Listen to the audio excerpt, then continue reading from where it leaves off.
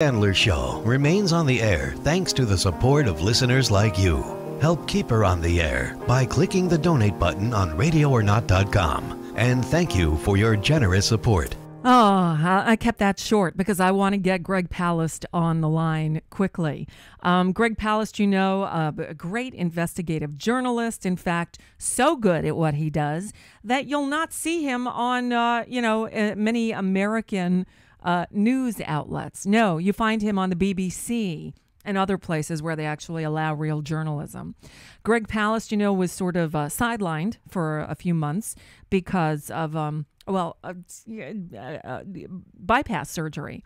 But he's back. He's feeling better. And he is, as always, taking on the world. Now, by way of introduction, I want to share with you a little bit of audio from last week tonight with, let me find it. Where is here it is. Last week tonight with John Oliver. Just listen to this setup, okay? The dispute began when Argentina financially collapsed in 2001 and couldn't pay its debts. Most investors owed money have agreed to accept repayments of as little as 25 cents for each dollar spent.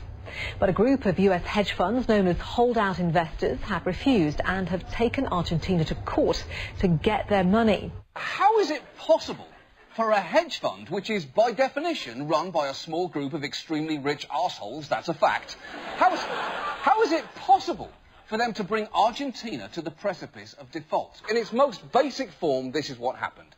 Argentina's economy collapsed in 2001.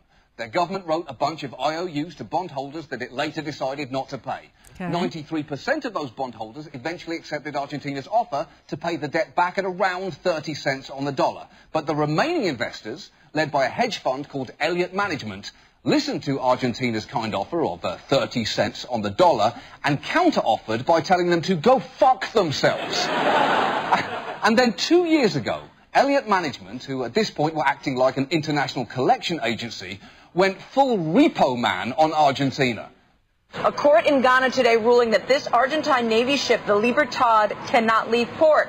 Elliott Management, run by secretive hedge fund billionaire Paul Singer, sued to take control of the ship. Just think about that. A secretive billionaire's hedge fund managed to essentially boat jack a warship like a Somali pirate in an Armani suit.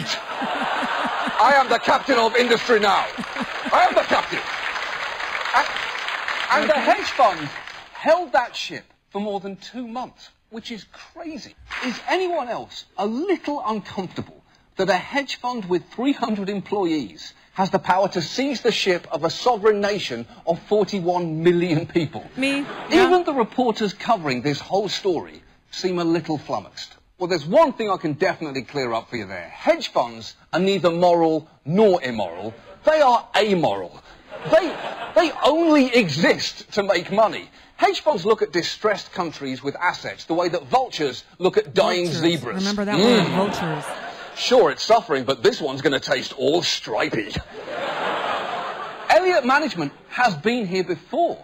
They reportedly made a 400% profit on Peruvian debt in 2000, and then in the Republic of Congo invested less than $20 million and got $90 million back. Give them credit. That is skilled secondary market investing. It is no wonder hedge funds prefer not to have their activities scrutinized. The head of Elliott Management, Paul Singer, has been called publicity shy, and his firm's recent letter to investors said, obviously, our lives would be easier if the press cared less about this particular position. So, is that clear to everyone? All Paul Singer wants, this Paul Singer here, this Paul Singer is for people to respect Paul Singer's demands for Paul Singer's privacy at this very difficult, potentially profitable time for Paul Singer, okay? Okay. Respect his privacy. Right. Respect his privacy. Respect that man. Right. Or as we say over here, privacy. Perhaps right? the most... Okay, so yeah. So now, until this this John Oliver report there on last week tonight or whatever it's called, the only person I had really heard talk about Paul Singer and describe him as a vulture, that would be Greg Palast, who has been telling us this story for years about the evil that is Paul Singer. In fact, it was Greg Palast who told us that Paul Singer is known as the Vulture. He told us about this in one of his books, not Billionaires and Ballot Bandits. Oh boy, now I can't find it. Greg Palast is with us now. Good morning, Greg. Vulture's Picnic. Vulture's lady. Picnic. I knew it was had Vulture in the title, and so. But actually, yeah, and Billionaires and Ballot Bandits had too, and then I have a new DVD out. Go to GregPalast.com. Yes, Vultures and Vote Rustlers. It's not for profit, so it's not a commercial. It's an uncommercial. Yes, so you get all of that. But that was a lengthy intro. I'm telling you, I'm watching John Oliver, and when he starts going off on Paul Singer and how Paul Singer is like bringing down the country of Argentina, and then he came out with the vulture word. I'm like, give Greg Palast some credit here. So on the one hand, I'm glad that more people are learning about the heinous activities of Paul Singer. But boy, we learned about him from you a while back. Greg Palast. Well, I've been tracked. Yeah, can you hear me? Yeah, now I hear you. Yes. Go ahead. All right. I've been tracking Paul the Vulture Singer. And by the way, I can't take credit. I didn't call Singer the Vulture. No. I think his mother gave him the name, but certainly every banker on the planet has called Singer the Vulture. And they do it with pride. They do it with pride. And I know that it was Oliver's lawyers who said, don't call him the Vulture. You have to say, he's a hedge fund. As you know, he's not a guy out there with clippers, cutting your bushes. It's not a hedge fund. Yeah. He's known as a vulture fund. Yes, it is. You know what? I want to call you back because we have a very sketchy connection here. You keep going in and out. So let's hang up. Let me call you back because I want to hear what you have to say uninterrupted. All right? Got it. Okay, call you right back. Greg Palast. Vulture's Picnic was the name of the book that at first at least introduced me to Paul Singer.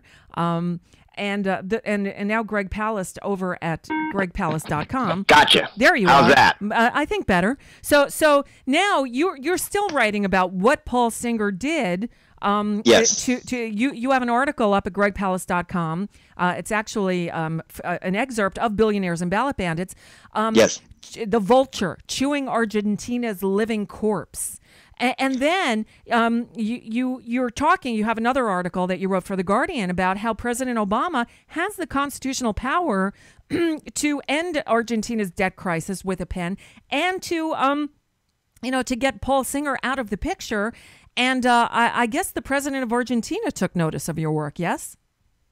Yeah, I just got called by the president of Argentina, Cristina Fernandez de Kirchner. Yeah. Because they want to know basically, here's the deal. Everyone's afraid of Paul the Vulture Singer. Okay. He's been known as the Vulture. Like I said, I didn't call him that. If it wasn't his mother, certainly all the bankers have called him the Vulture forever. Okay. What he does is he's not, as Oliver said, just a benign asshole. He is a guy, number one, who seized his own navy. Okay. He's armed and dangerous. He is a pirate in an Armani suit. And he scared even the banks, even creeps like Jamie Dimon of J.P. Morgan, right, and the Bank of America, Bank of New York, the Mellon Bank, etc. They fear this guy. They despise him. And his victims have not just been the poorest nations in the planet. I actually went to the Congo in my film Vultures, the Vote Rustlers. You see, I go up the Congo River like Heart of Darkness to hunt this guy and his evidence. He took the money. The United States taxpayer and European taxpayers wiped out the debts of the Congo, gave them money to buy cholera medicine or to clean the water supply to end the cholera epidemic. And this guy actually seized the money for the cholera to end the cholera epidemic. Okay. Now you have to understand, every other bank in the world got paid money to get out of the way. In the case of Argentina, I mean, Oliver is a great guy. I mean, he's no Robin Williams. If he went, people wouldn't call it a tragedy; they'd call it ironic. But nevertheless, he didn't just invest in Argentina. Okay, he bought Argentine old debt that everyone else had thought was wiped out, paid for by, originally 25 cents on the dollar originally, but now they've all been paid off. They've done very, very well, the banks on the Argentina. He held these bonds, bought them for $30 billion, and now is demanding $3 billion for his $30 million, 100 times what he paid. Okay, and now normally you might say that's insane, crazy, piratical, and gets laughed out of court all over the world. But he found this Nixon appointee, an 84-year-old judge. And under our Constitution, even after your brain has long melted, a federal judge cannot be removed, okay? Right. And this melt brain said, give him the money. Not only said give him the money, Argentina is not a deadbeat. What Argentina did is it actually just paid $500 million to Bank of New York to go pay its debtors. And the judge said you can't pay anyone. Argentina today is in default because the judge said you can't pay anyone until you give Singer his 10,000% profit. That's it. Now, where's Obama? Where's our president? Yeah. As you see, he's getting skinnier and aging. Yeah, and hair getting a lot whiter. At first it was graying, now it's white. Yeah. Yeah, I know he's become our first kind of gray president. And it's the thing is that he's gone into court. So did Hillary Clinton when she was Secretary of State. Said the Vulture is a predator. He's nuts. Throw him out. Yeah, the official position in the United States State Department under Clinton. And but they didn't do one thing. The president of the United States himself has the right to say enough is enough. This guy is interfering with my foreign policy. We have a constitution in the United States. He was a constitutional law professor. Surely he remembers that document. It says he can say this suit interferes with my ability as president to conduct a foreign policy in the United States, and they're going to screw our allies. It's that simple. Okay, now, the problem is that he's scared. How do I know he's scared? Because the one thing Oliver talked about, the Republic of Congo, he talked about Peru, he talked about Argentina, but he forgot about the real suffering third world, Detroit. Right. Singer's biggest single vulture attack was on the U.S. auto industry and the U.S. Treasury. The United States Treasury is his number one victim.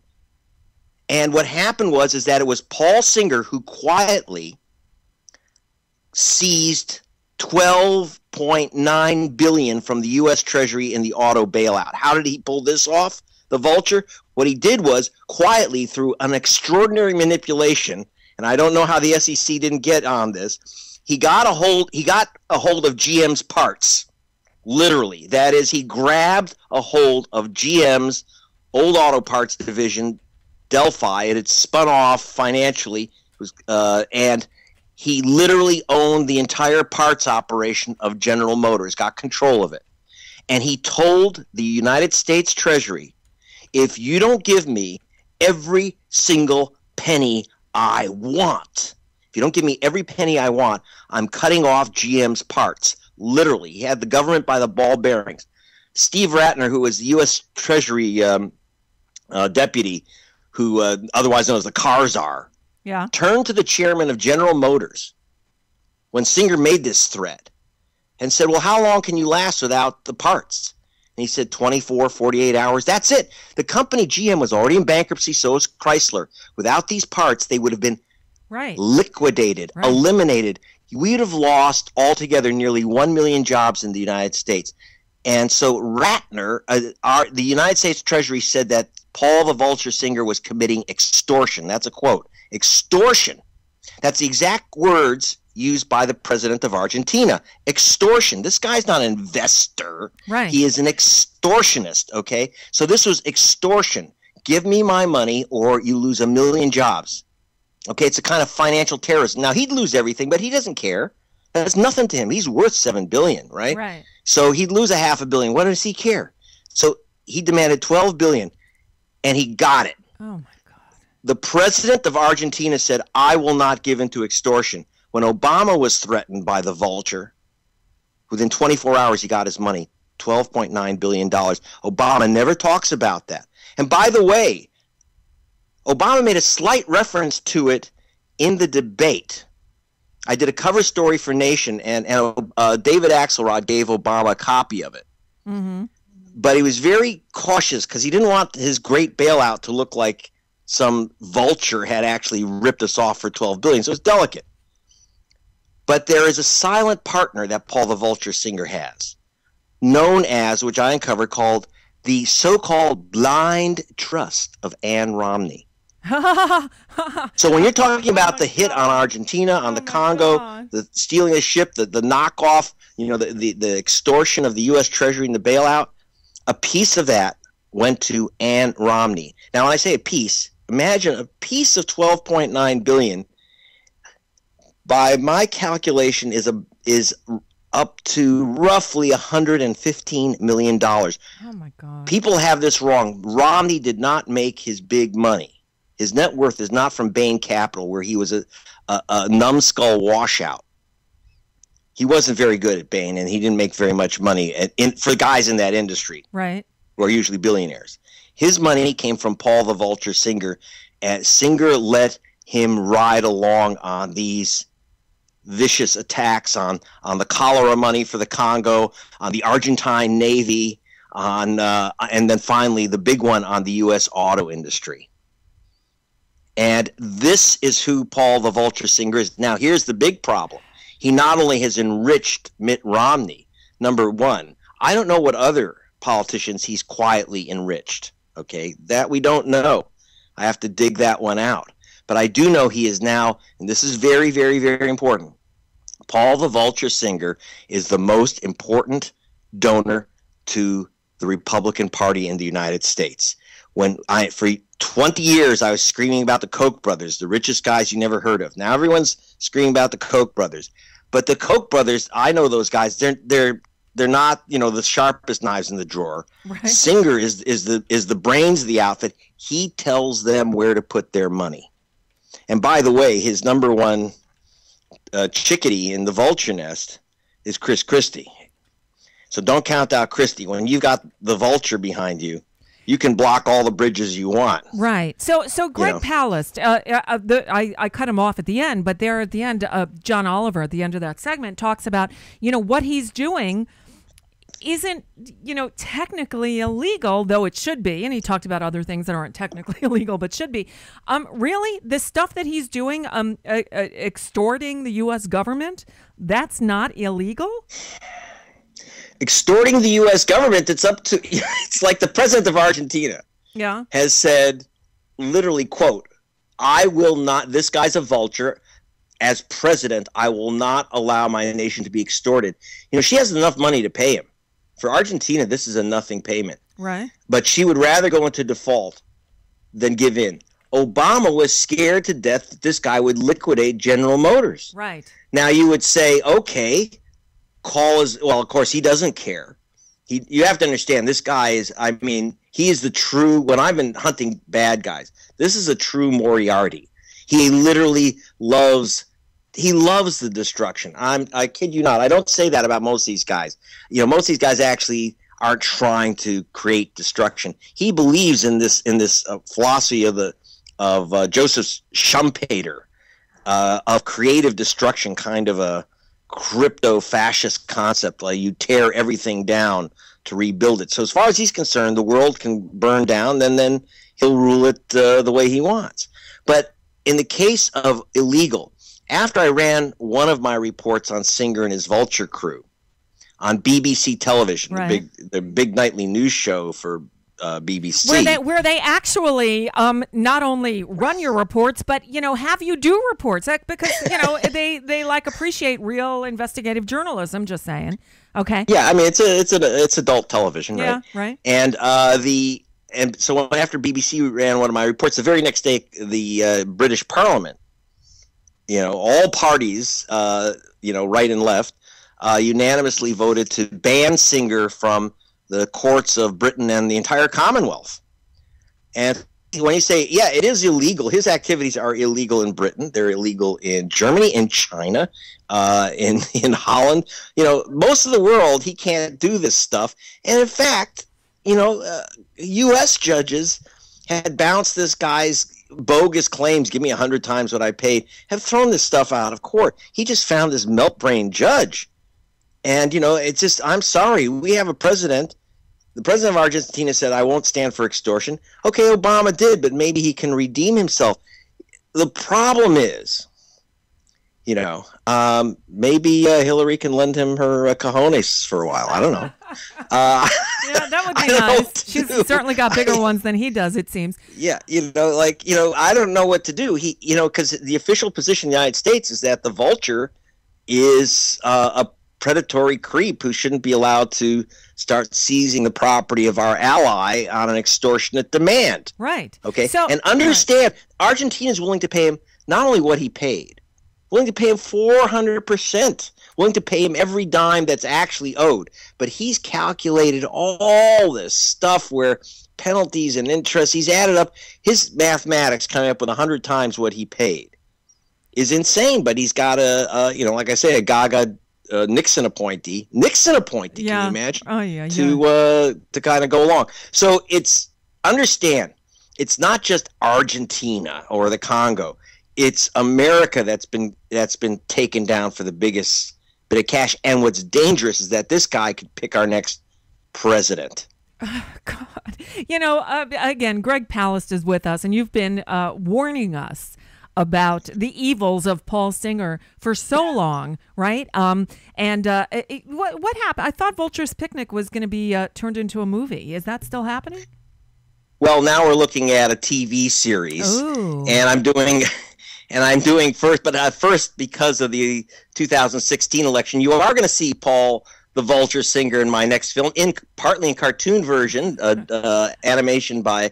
Well, one, you can see an animation of Paul Singer from my short films for BBC called Vultures and Vote Rustlers. You just go to gregpalast.com. But I'm going to have actual theater release feature, which will feature the Vulture in full-feathered glory and gory.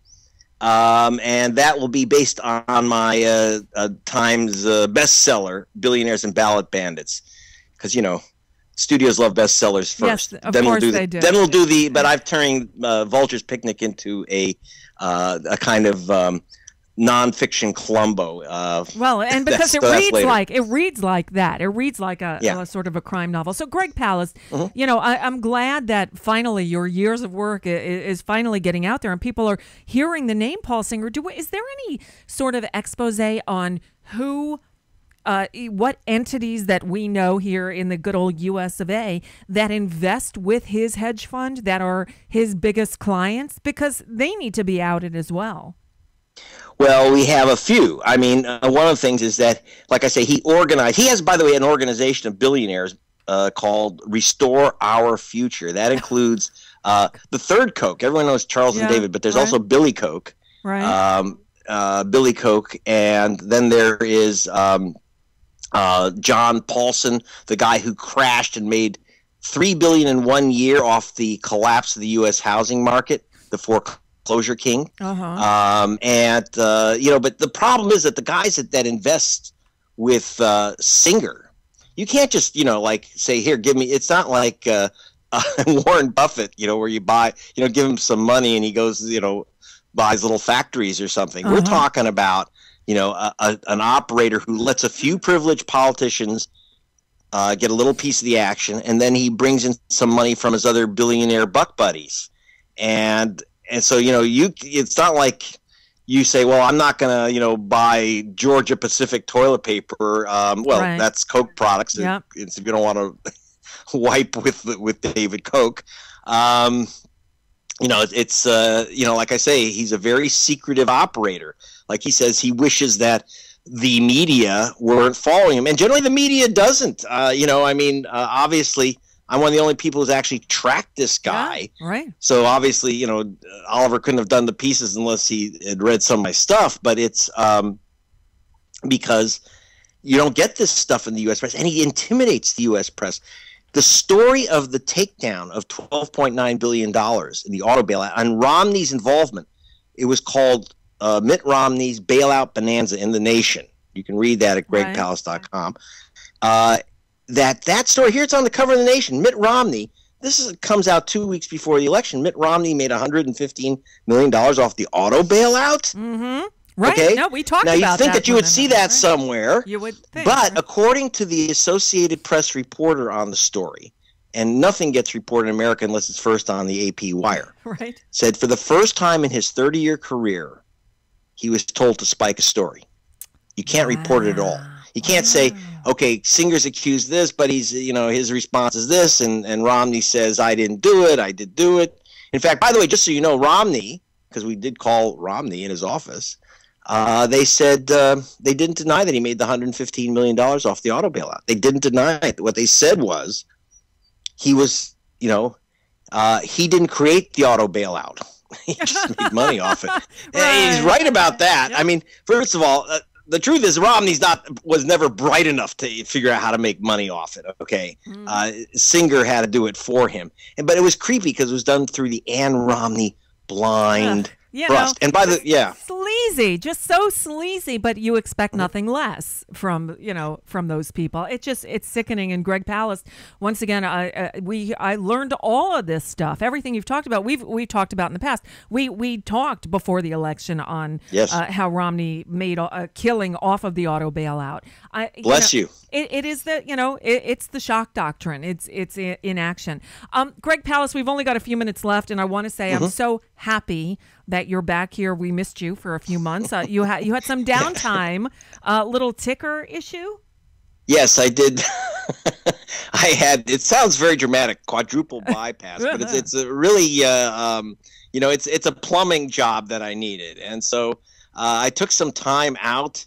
Wrote some poetry and hung out with my kids, and I actually enjoyed finally goofing off until Al Jazeera, who I'm now affiliated with Al Jazeera as well, said they said take as much time as you want, but then they called up and said, well, how much time is that exactly? So I'm back on the job, and now I'm making a couple of films and the TV series. So, but again, it's a lot easier in Europe and Britain and Latin America, where they actually read news and want news. I work for the story, as you said, about Argentina, and then, Obama's power to put an end to this nonsense. That was in The Guardian. Why isn't it in an American paper?